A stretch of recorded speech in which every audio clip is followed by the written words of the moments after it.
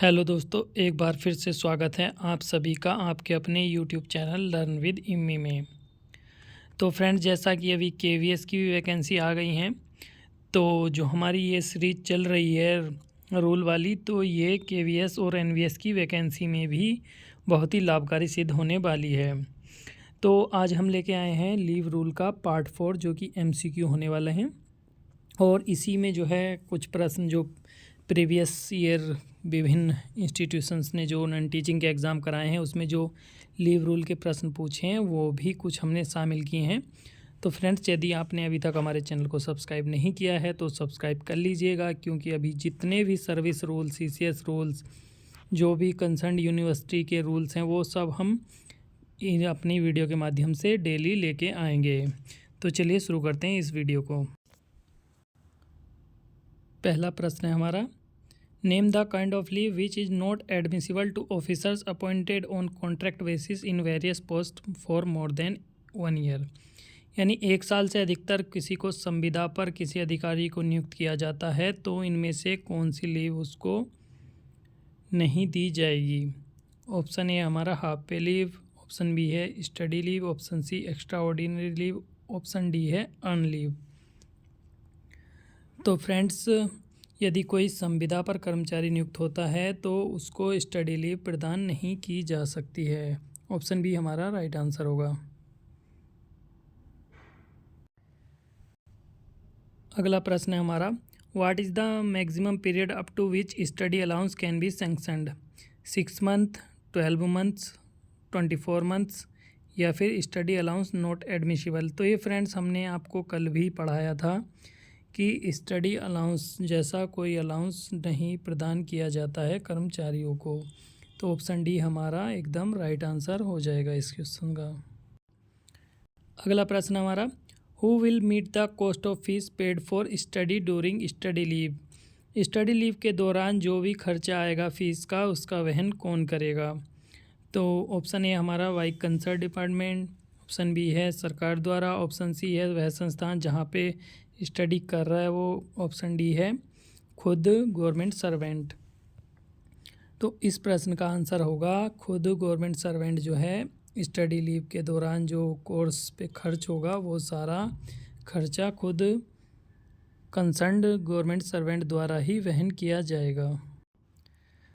अगला प्रश्न है हमारा, study leave may not be granted to a government servant who is due to reach the age of superannuation with years from the date on which he is expected to return to duty after leave. इसमें कह रहा है कि मान लीजिए कोई कर्मचारी सुपरनुएशन की एज उसकी होने वाली है, तो कम से कम उसके पास कितनी सर्विस बचनी चाहिए। मतलब अगर उस इतने साल से कम सर्विस है तो उसको स्टडी लीव नहीं दी जाएगी। मान लीजिए कोई गवर्नमेंट सर्वेंट स्टडी लीव के लिए चला गया और उसके पास जब स्टडी लीव काट के आएगा तो 3 साल से कम की सर्विस यदि बच रही है तो उसको जो है स्टडी लीव प्रदान नहीं की जाएगी। ऑप्शन बी हमारा इसका राइट आंसर होगा। नेक्स्ट प्रश्न देख लेते हैं, name the course from the following for which study leave is no admissible. मतलब कौन से कोर्स के लिए स्टडी लीव प्रदान नहीं की जाएगी। ऑप्शन ए है हमारा PG in medical sciences, option B है course connected with public administration, option C है regular academic courses, option D है पीएचडी। तो इसका हमारा आंसर होगा रेगुलर एकेडमिक कोर्सेज, यानी बीए एमए इन सब के लिए जो है कोई भी स्टडी लीव प्रदान नहीं की जाएगी। अगला प्रश्न है हमारा, if a government servant resign from service how many days of cash equivalent of leave salary of HPL is he eligible to.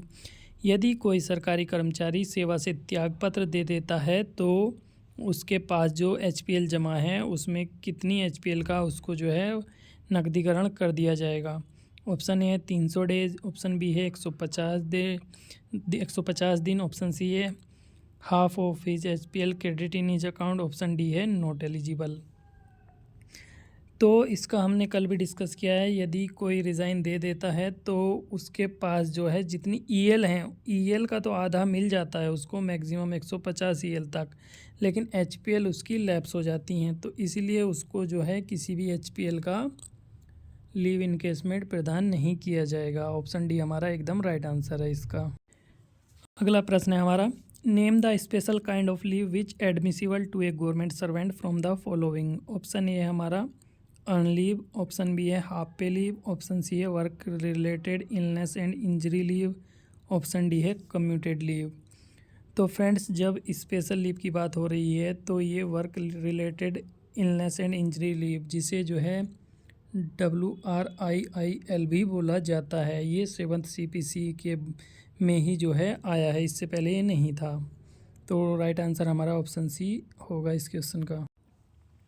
अगला प्रश्न भी रील से रिलेटेड ही है। What is the time period prescribed to grant full pay and allowances to an employ during the period of hospitalisation on account of रिल। यानी कोई कार्मिक जो है रिल पर जो है हॉस्पिटल में भर्ती है तो कितने पीरियड तक जो है उसको फुल पे मिलती रहेगी। ऑप्शन ए हमारा 9 मंथ्स, ऑप्शन बी है 6 मंथ, ऑप्शन सी है 12 मंथ और ऑप्शन डी है एंटायर पीरियड ऑफ हॉस्पिटलाइजेशन। तो फ्रेंड्स, जितनी भी अवधि तक वो हॉस्पिटल में भर्ती रहेगा उसको जो है पूरे पीरियड का जो है फुल पे दिया जाएगा। तो राइट आंसर हमारा ऑप्शन डी हो जाएगा। अगला प्रश्न है, identify the rule which deals with grant of special leave to an aggrieved female government servant during inquiry on sexual harassment. यानी सेक्सुअल हरासमेंट के दौरान जो स्पेशल, मान लीजिए किसी महिला कर्मचारी के साथ सेक्सुअल हरासमेंट हुआ है, यानी उसने कंप्लेंट की है सेक्सुअल हरासमेंट की, तो किस रूल के तहत उसको स्पेशल लीव प्रदान करने का प्रावधान है।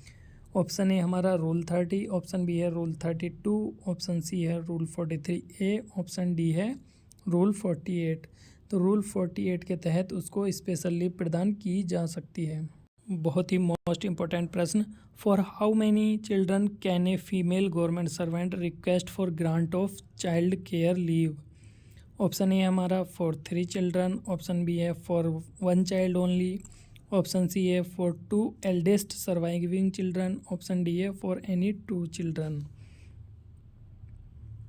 इसका राइट आंसर होगा ऑप्शन सी, मतलब जो उसके सबसे बड़े 2 बच्चे होंगे उन्हीं के लिए जो है CCL प्रदान की जा सकती है। और CCL पता ही है आपको, 730 दिन की CCL पूरी सेवा के दौरान प्रदान की जाती है।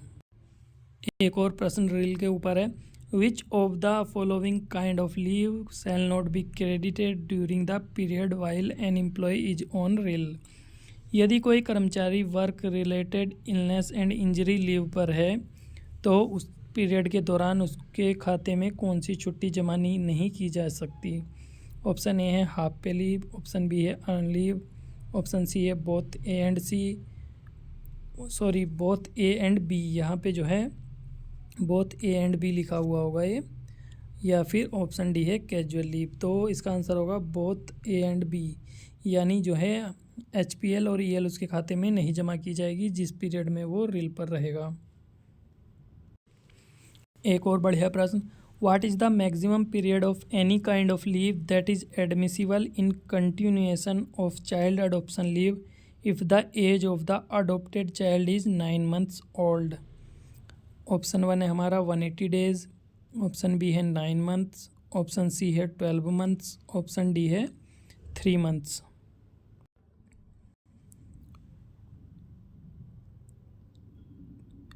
अगला प्रश्न हमारा, what is the maximum period of any kind of leave that is admissible in continuation of child adoption leave if the age of the adopted child is 9 months old. Option A है 180 days, option B है 9 months, option C है 12 months, option D है 3 months.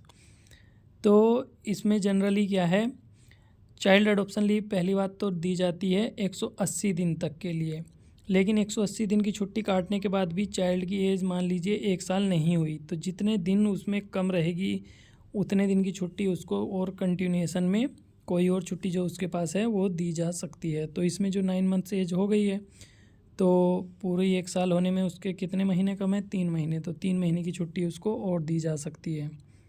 लेकिन child adoption leave 180 days ही रहेगी, इसके अलावा उसके साथ में जो छुट्टी उसकी बच रही होंगी वो छुट्टी वो ले सकती है, अदरवाइज़ वो EOL भी ले सकती है। ये प्रश्न देखते ही सबको इसका आंसर मार देना चाहिए, क्योंकि ये बहुत बार मैंने डिस्कस कर लिया है। What is the maximum age limit prescribed for a child who has a disability of 60% for grant of child care leave to a female government servant.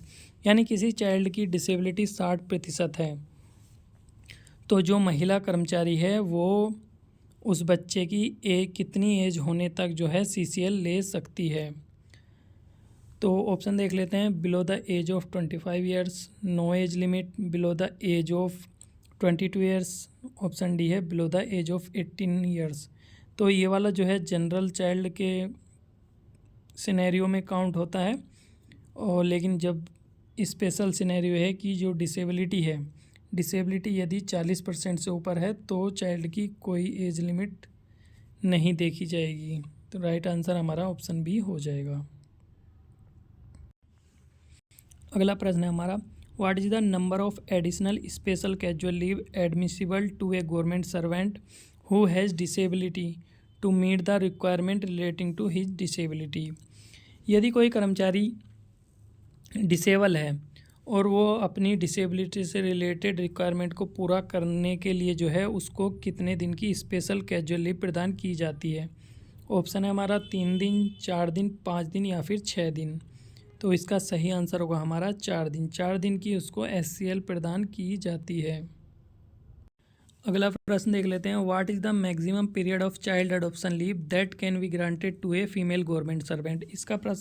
इसका आंसर हमने ऊपर ही बता दिया है कि जो है किसी भी महिला कर्मचारी को चाइल्ड अडॉप्शन लीव कितने दिन की जो है प्रदान की जाती है, तो 180 डेज इसका राइट आंसर होगा। ये प्रश्न देख लेते हैं। ये नवोदय विद्यालय समिति ने जो अभी ASO का एग्ज़ाम कराया था उसमें पूछा गया था। आकस्मिक छुट्टी के संबंध में कौन सा कथन सही नहीं है। ऑप्शन ए हमारा आकस्मिक छुट्टी का मान्य प्रारूप नहीं है। ऑप्शन बी आकस्मिक छुट्टी को किसी भी अन्य प्रकार की छुट्टी के साथ जोड़ा जा सकता है। ऑप्शन सी है आकस्मिक छुट्टी अर्ध दिवस के लिए भी ली जा सकती है। ऑप्शन डी है हमारा आकस्मिक छुट्टी को कार्य ग्रहण अवधि के साथ नहीं जोड़ा जा सकता। तो जो हमारे हैं ये तीनों एकदम सही हैं, लेकिन जो है ये वाला कथन सही नहीं है। तो ऑप्शन बी हमारा एकदम राइट आंसर होगा, क्योंकि आकस्मिक छुट्टी को जो है किसी के साथ भी नहीं जोड़ा जा सकता। इसमें लिखा हुआ है कि जोड़ा जा सकता है, जो कि गलत कथन है। ये प्रश्न तो हमने पहले ही डिस्कस कर लिया था, फिर भी पढ़ लेते हैं। NVS ASO में ही पूछा गया है। केंद्रीय सिविल सेवा छुट्टी नियमावली के किस नियम में उल्लेख है कि छुट्टी का दावा अधिकार के रूप में नहीं किया जा सकता। तो ये तो सिंपल प्रश्न है, नियम 7, और ये बहुत बार हमने पढ़ाया है आपको। लगभग तीन बार तो मैंने लगभग पढ़ा दिया होगा। आंसर इसका ऑप्शन बी होगा। ये प्रश्न भी हमने थ्योरी में भी पढ़ा दिया था। केंद्रीय सिविल सेवा छुट्टी नियमावली 1972 निम्नलिखित में से किस तारीख को प्रवर्तन में आई। तो ये कब से फोर्स में आए थे ये हमने आपको पढ़ा दिया था। ऑप्शन नंबर हमारा होगा डी, 1 जून 1972 से जो है छुट्टी नियमावली 1972 ये फोर्स में आए थे। ये भी हमने डिटेल्ड थ्योरी में पढ़ लिया। ये प्रश्न आया था जो JNU ने अभी रिक्रूटमेंट कराई थी नॉन टीचिंग की, section officer, assistant registrar, deputy registrar और सीनियर असिस्टेंट के लिए। प्रश्न क्या है, केंद्रीय सिविल सेवा छुट्टी नियमावली 1972 के संदर्भ में कौन सा कथन सत्य नहीं है।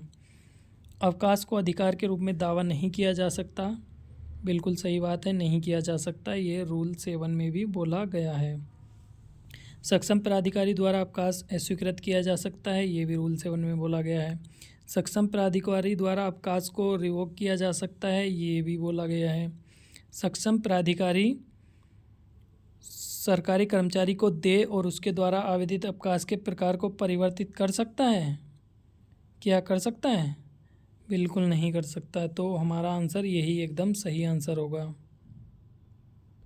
ये प्रश्न भी बहुत ही इजी प्रश्न है, कई बार पढ़ा दिया और मोस्ट इम्पोर्टेंट ये आता ही आता है। LTC का लाभ लेते समय अर्जित अवकाश का नकदीकरण एक अवसर पर अर्जित अवकाश के कितने दिनों तक सीमित है। यानी एक बार में हम अधिकतम कितने दिनों का अर्जित अवकाश का नकदीकरण लीव इनकेसमेंट ले सकते हैं। 20 दिन, 10 दिन, 15 दिन या फिर 60 दिन।